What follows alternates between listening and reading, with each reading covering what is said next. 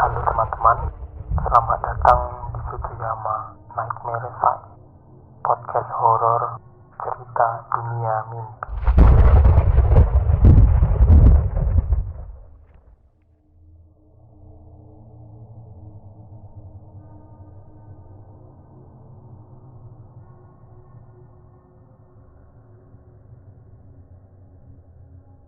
Nah, salah satu yang ada di penumpang itu ada anak kecil. Wow. Nah, pas di situlah papaku tuh kayaknya ini bukan manusia, Oh, berarti kayak gitu. sosok anak kecil yang dijumpai oleh papamu itu hantu. Semenjak papa diikutin sama anak kecil itu, gitu kan, mamaku tuh sering banget kesurupan. Yang masih aku inget banget, momennya itu aku masih inget, entah mengapa. Itu yang ikut papa yang masukin mama juga, namanya tuh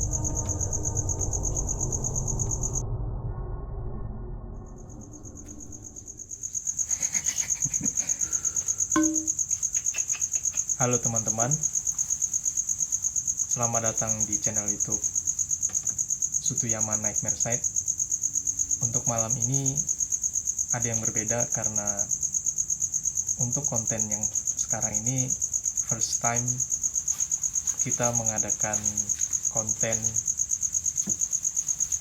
dengan narasumber. Siapakah narasumber tersebut? Mari kita kenalan. ya. Kirain Halo. mau dikenalin pun. Kenalan sendiri nih. Oh iya, untuk sekedar informasi, mic-nya cuma satu guys. Mohon dimaklumi. Ya udah deh, aku gini aja, deketan ya. Oke. Halo bye. Ya, halo. Kenalan dulu deh biar yang lain juga kenal. Oh iya, Ya udah, Trisna. ya nama saya Bayu. Oh iya, saya ada yang lupa. Untuk teman-teman mungkin hanya mengetahui bahwa channel YouTube ini Sutuyama Nightmare Site. Maka saya akan kenalan terlebih dahulu. Nama saya Bayu. Saya konten kreator dari Sutuyama Nightmare Site. Oke, terima kasih. Nama saya Risna, saya narasumber pertama di Ya. Sutuyama Nightmare Site. Nah, Alhamdulillah. alhamdulillah. Ada pengembangan Iya, sepertinya. alhamdulillah. Yang biasanya cuma storytelling. Iya. Lanjut mau ngomongin apa nih? Oh iya. Curhat malah. Jadi karena kontennya berhubungan dengan hal-hal mistis, maka Wow. Udah merinding nih kita sekarang sini. kita mau dengar ceritanya dong. Terkait mistis. Iya. Oh, yang ngomongnya santai aja ya. Iya dong. Siap. Santai aja dong. Gila. Terkait mistis apapun nih. Mm-mm. Apa yang harus berhubungan sama mimpi? Nggak cuma mimpi nggak apa-apa. Gak cuma mimpi, gak apa-apa. Oke. Aku agak bingung nih nyari topik mengenai hal-hal mistis ya, karena setiap hari ya. Wow. Setiap hari juga. Ya, ya. Gitu loh. Yang menurut Anda benar-benar tak terlupakan. Oh, ada sih, ada. Jadi, mulai nih. Hmm. Oke, mulai. Jadi dulu tuh aku punya, enggak deng. Jadi dulu papaku Ya. tuh kan dia kan proyekan gitu, terus ke luar daerah, terus ya niat balik. Nah, pas di bus dulu kan tahun berapa itu ya, udah lama banget. Aku belum lahir sih kayaknya, terus masih ada abangku yang pertama tuh lahirnya tahun 91 Oh, kejadian ini dialami oleh oleh papaku.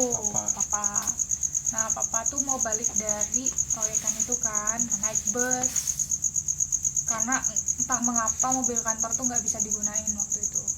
Terus dia naik bus, terus pas di jalan lintas Jambi ke Sumatera gitulah ya, nggak ngerti aku itu.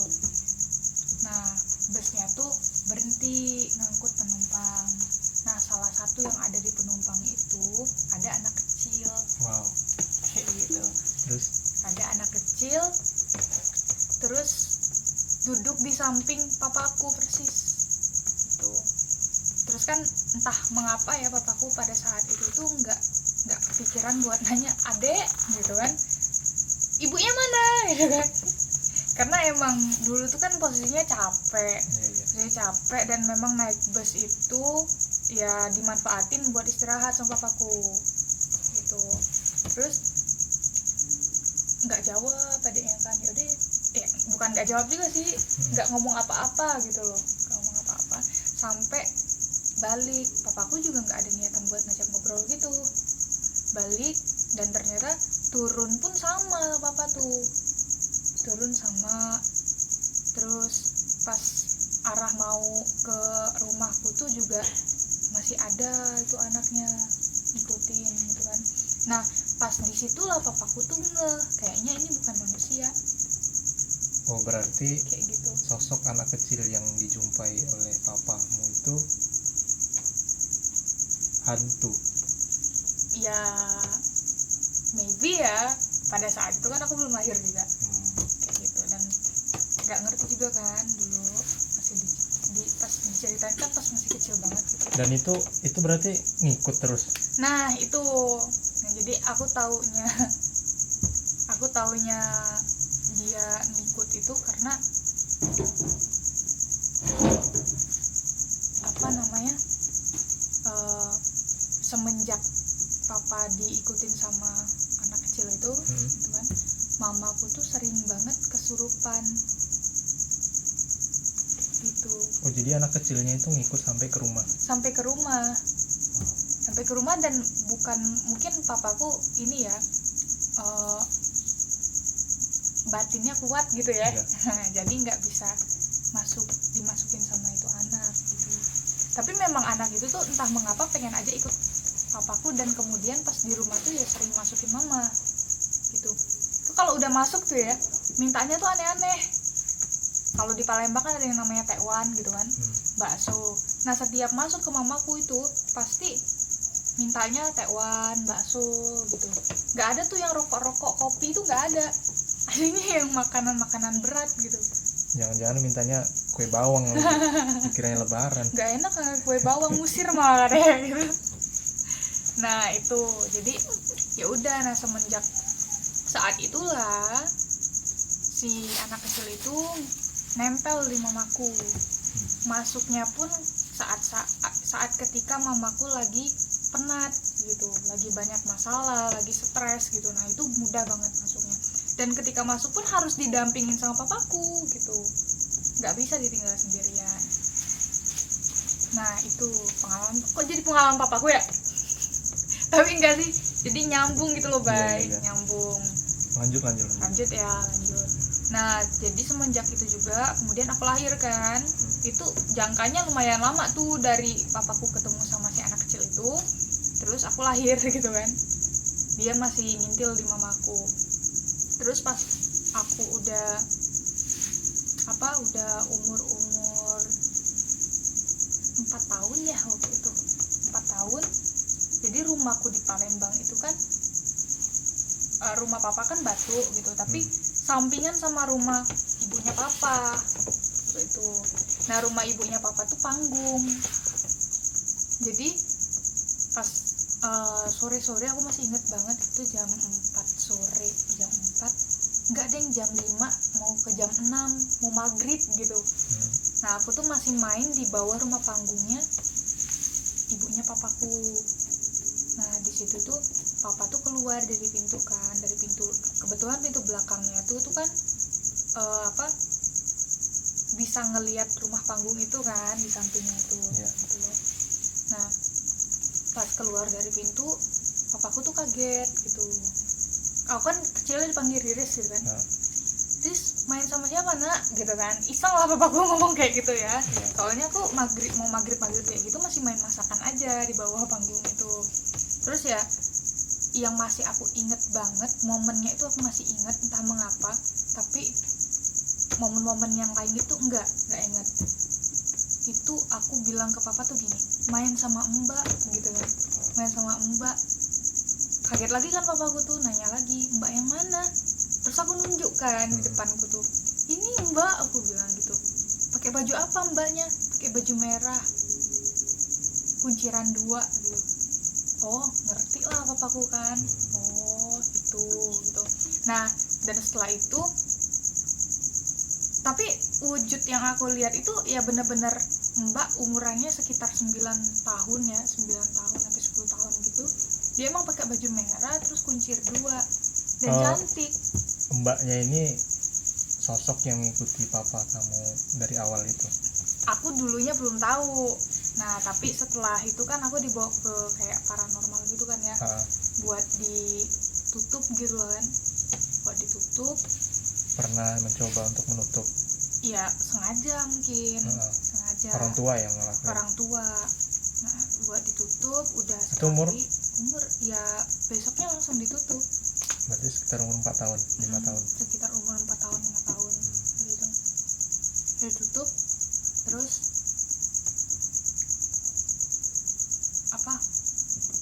baru dengar gitu kan cerita kalau misalnya itu yang ikut papa gitu. Ini papaku yang cerita gitu kan, itu yang ikut papa yang masukin mama juga, namanya tuh Nurma kayak gitu. Dia emang senangnya pakai baju merah gitu. Terus dapat omongan dari budeku juga bilang gini, dia tuh dulu tuh kecelakaan gitu kan. Dia dulu kecelakaan terus mukanya itu rusak separuh gitu ya. Dia orang Belanda, keturunan Belanda kayak gitu.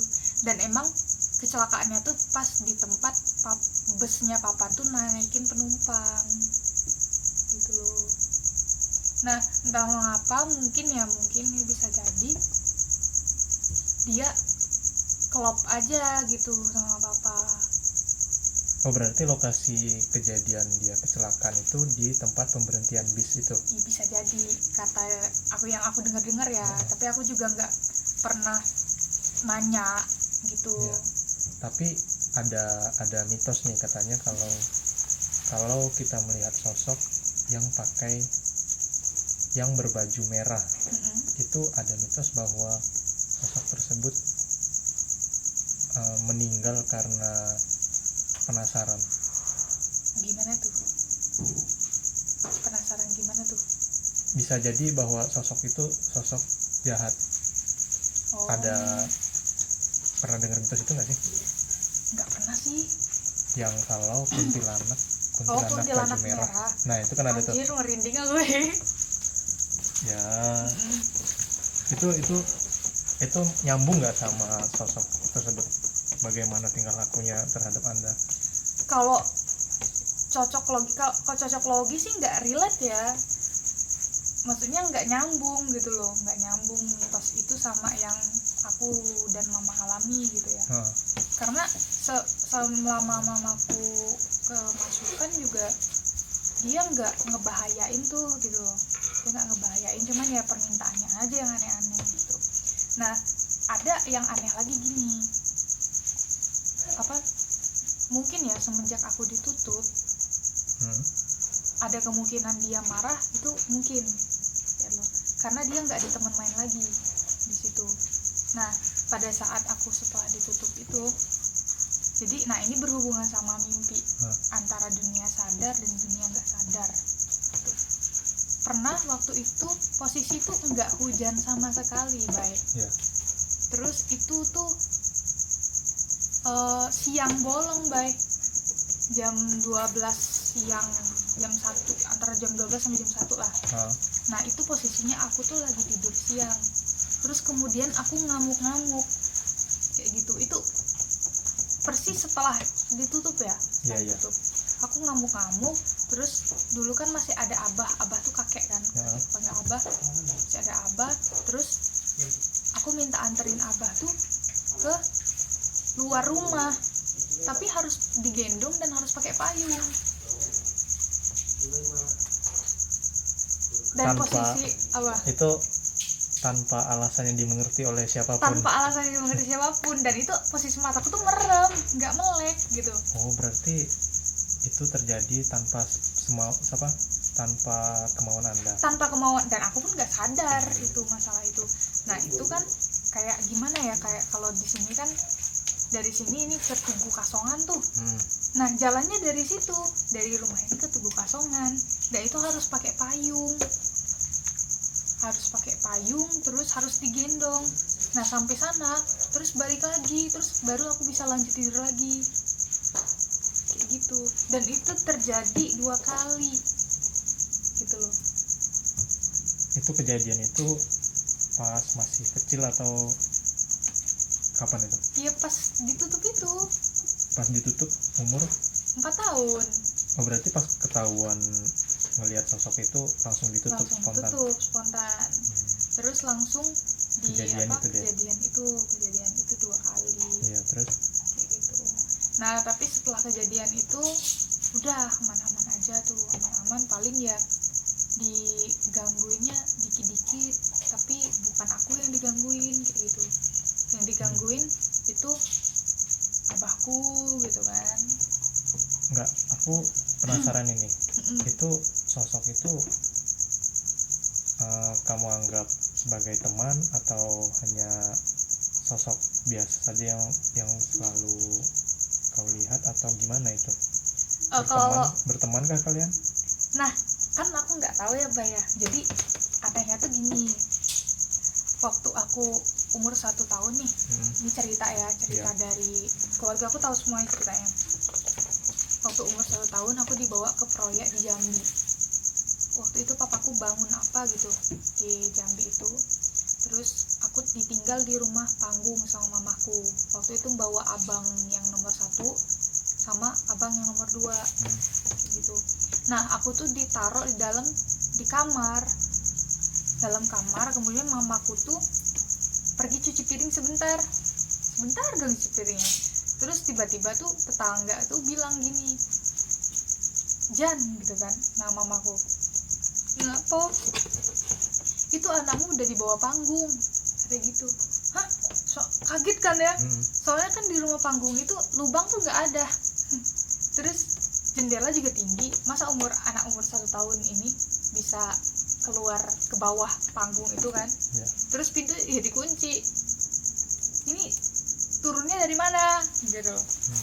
Nah, jadi langsung dilihat mamaku, pas dilihat tuh aku tuh lagi masih ngedot dengan posisi yang sama pas mama tinggal di atas kasur. Gitu. Makanya aku langsung dibalikin ke Palembang gitu. Dibalikin dulu, minta urus sama orang-orang rumah sana gitu kan. Biar kalau ada proyek jangan ikut dulu karena bahaya gitu. Dari kecil itu dari umur 1 tahun. Pas 4 tahun main sama si Nurma. Nah itu aku nggak tahu tuh, kan namanya balita ya, belum ngerti tentang pertemanan, tentang kesepakatan berteman ya gitu kan. Ya kalau main aja aku sama Nurma karena ya asik sih orangnya, suka orangnya maksudnya dianya asik Orang bisa. bagi Anda. Karena ya selama aku kecil itu dia nggak pernah menunjukkan keburukan sebelahnya, nggak pernah, keborokan mukanya nggak pernah. Jadi sampai sekarang pun kalau aku natar nih lah ya, kalau aku ngelihat itu juga nggak pernah hal-hal yang misal kayak orang-orang tuh sering ngelihat Mas Kosong gitu kan, atau Mbak Kuntilawa gitu kan, dengan wujud yang begitu. Kalau ini tuh nggak pernah. Aku paling kalau ngeliat tuh ya kayak misal maaf ya, lu mati gitu kan, lu mati terus kan kalau orang mati itu kan lu pucat gitu kan Ya. Nah ya udah kayak gitu yang aku lihat, bentuknya ya bentuk kayak manusia dengan baju terakhir yang dipakai. Berarti jelma-jelmaan yang yang dilihat oleh orang, yang dikata-katakan orang lain bahwa sosok-sosok hantu, kuntilanak atau pocong segala macam itu tidak nyata. Ya nggak bisa juga dibilang nggak nyata ya, aku nggak ngerti juga karena aku belum pernah lihat, jangan amit-amit ya. Ya aku nggak pernah lihat yang bentuk-bentuk aneh-aneh kecuali di dalam mimpi gitu. Kalau di dunia nyata kayak gini yang kulihat ya kayak wujudnya ya kayak kamu, tapi pucet mayat gitu loh. Dan pakai bajunya warnanya ya beda-beda gitu. Aku sempat berpersepsi kalau mungkin itu baju yang dipakainya pas terakhir gitu kan. Iya. Karena si Norma itu kan juga aku ngelihatnya pas dia pakai baju merah, dan memang dia pakai baju merah kayak gitu.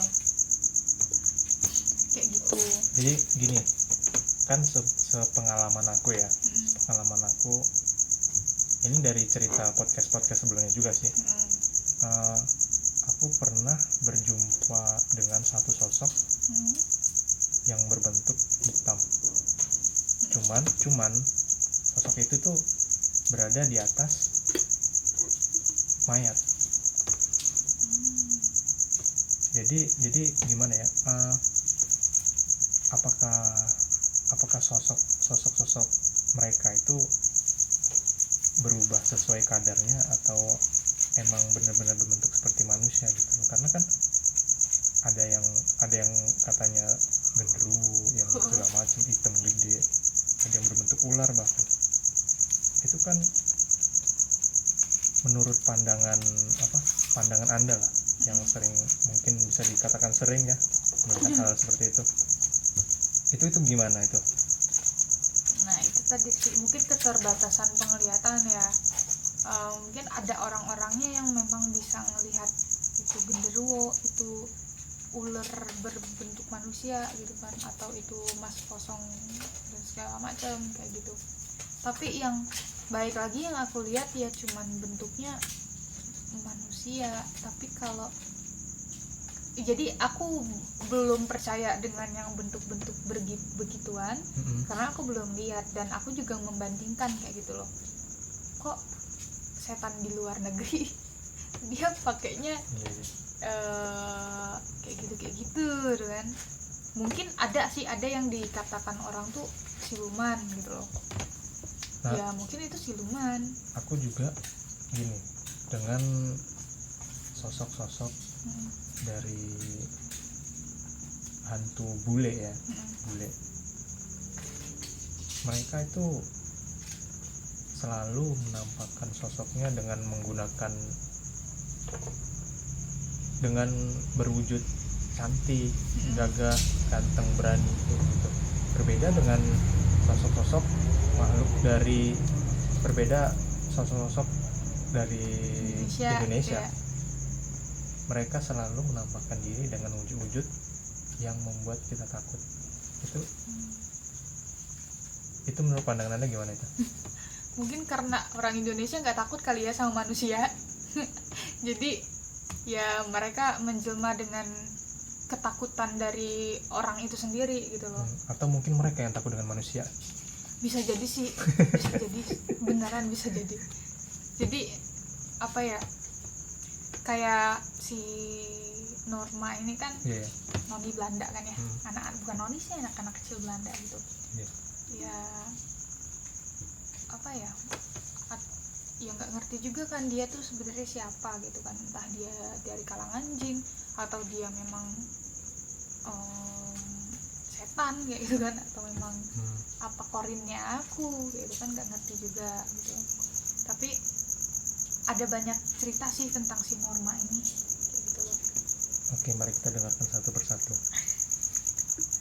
Udah ada kopi nih. Siap.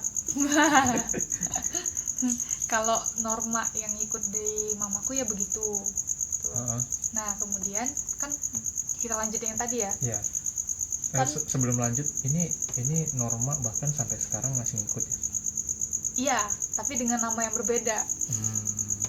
Gitu. Dengan nama? Ani. Oh, sekarang namanya Ani. Nah itu proses dari Norma ke Ani ini agak lucu sebenarnya. Jadi mungkin tadi kan udah tutup nih, terus ada kejadian 2 tadi. Nah terus tuh pernah karena keluargaku kan mulutnya agak ember gitu ya. Jadi itu udah tutup, tapi tetap aja ceritain itu si Norma itu kan, tetap aja masukin mamaku gitu kan. Jadi pas kelas 3 SD itu aku penasaran aja gitu loh sama Norma yang katanya pernah main sama aku. Jadi ada anak cowok yang nakal. Kalau kamu lihat videonya mungkin kau bakalan ketawa gitu kan. Kalau dia lihat videonya dia bakal ketawa, namanya Ari kelas 3. Jadi dia sering banget jahilin aku kan, jahilin aku. Terus ada yang namanya Diki itu sering banget ngatain papaku gitu. Ya biasalah, misalkan kalau anak-anak kecil tuh kan sering ngatain bapaknya, nama bapak gitu kan, misal Bayu anak selamat gitu misalkan gitu. Nah jadi kan aku pada saat itu tuh marah, nggak tahu kenapa marah aja gitu. Iya. Terus di dalam hati itu kan kayak gini, Norma kalau misalnya kamu ada gitu kan, Iya. kamu datang bantuin aku, bilang kayak gitu. Itu berkali-kali aku sebut itu kan. Tapi pas kelas 3 SD aku ngerasanya magic aja gitu, dia bisa datang tuh magic gitu. Terus dan bener dong, aku kepancing emosi, terus aku ke depan kelas gitu kan, ke depan kelas kan kosong gitu, di depan papan tulis itu. Terus si Ari itu mau ngata-ngatain aku kan, pas aku berdiri di situ. Terus si Ari itu tangannya aku ambil gitu kan, terus aku nggak inget apa-apa setelah itu. Tapi abis tangannya aku ambil tuh, aku sadar tuh si Ari udah di bawah. Si Ari udah di bawah, terus aku dipanggil ke BK karena beberapa temanku tuh ngadu ke BK, guru BK. Dipanggil lah, hasil aku dipanggil ke guru BK, didudukin, ada aku, ada Ari, ada Farhan, ada Pangeran satunya kan. Dipanggil ke BK tidak tahu apa-apa. Lucu gak tuh, gak tahu apa. Terus BK tuh bilang gini ke aku juga kaget, kamu kok bisa ngebanting Ari gimana lah. Kan pada saat itu kan ya aku nggak ngerasa ngebanting ya, nggak ngerasa nyalakain orang juga. Terus dipaksa buat ngaku kalau aku ngebanting, dan menurut saksi yang lain tuh kayak si Farhan, si Pangeran itu aku juga ngebanting si Ari kayak gitu. Terus apa ya, aku melakukan pembelaan dong, ya enggak Bu, aku nggak ngebanting Ari kok. Berarti kejadian itu terjadi dengan bantuan si Ani Norma. Bisa jadi karena memang aku nggak ngebanting kok, sumpah nggak ngebanting aku. Itu aku sering banget ngomong kayak gitu di dalam hatiku kan. Terus kemudian kejadian, terus aku sebel juga sama si Farhan gitu kan. Terus kemudian kejadian itu, kata orang tuh ada kaki yang mangkah si Farhan gitu. Ada kaki yang mangkah si Farhan. mangkah itu apa? Mangkah tuh gini loh, ngadang sampai si Farhan kejatuh gitu loh. Jegal si Farhan. Nah posisi kakinya tuh ada di samping aku karena aku lagi duduk di situ kan. Iya. Gitu. Padahal aku yang nggak ngerasa juga kalau aku yang makasih Farhan sampai jatuh, patah tangannya kayak gitu. Sampai patah tangannya dong. Patah tangannya. Terus ya udah, itu kelas 3 kan, udah lama tuh enggak. Terus aku pindah akhirnya, kelas 5 SD itu aku pindah ke Bekasi. Pindah ke Bekasi tuh setiap jam 1 malam sampai jam 3 itu selalu kedengeran suara gamelan di kamarku. Padahal itu posisi rumahku tuh kan, ini rumah nih. Nah di sini emang rumah tapi pasti sepi. Nah di sini tuh hutan dan nggak ada sih kandang kambing, tapi kandang kambing kan nggak perlu ada gamelan loh. Dan orangnya juga bukan orang Jawa. Iya. Nah tapi setiap jam 1 itu aku pasti dengar suara gamelan.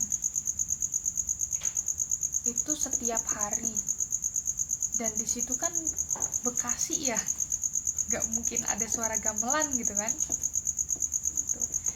Dan pas ku tanya sama ibuku kan, waktu itu aku sekamar sama ibuku kan, dengar suara gamelan nggak sih Bu? Nggak dengar. Pendengaran dari alam yang berbeda Mungkin ya. Tapi ya tetap aja itu nggak aku gubris gitu kan. Aku gubris sampai tamat SMP tuh aku biasa-biasa aja. Berarti semenjak pindah itu interaksi dengan si Norma itu berkurang Berkurang banget karena mungkin nggak digubris. Oh iya. gitu loh. Ketika dia mungkin yang menurutku dia ketika eksistensi dia itu diterima gitu lah, dia bakal intens gitu. Tapi ketika dia nggak digubris sama sekali, ya dia juga nggak bisa apa-apa. Ya karena kan ada yang bilang tuh bahwa saat kita menceritakan mereka akan hadir. Iya, nah kayak di sini kan hadir gitu. Saat ini ada? Belum sih, Belum. ke eksistensinya mereka kayak gitu. Jangan sampai ya.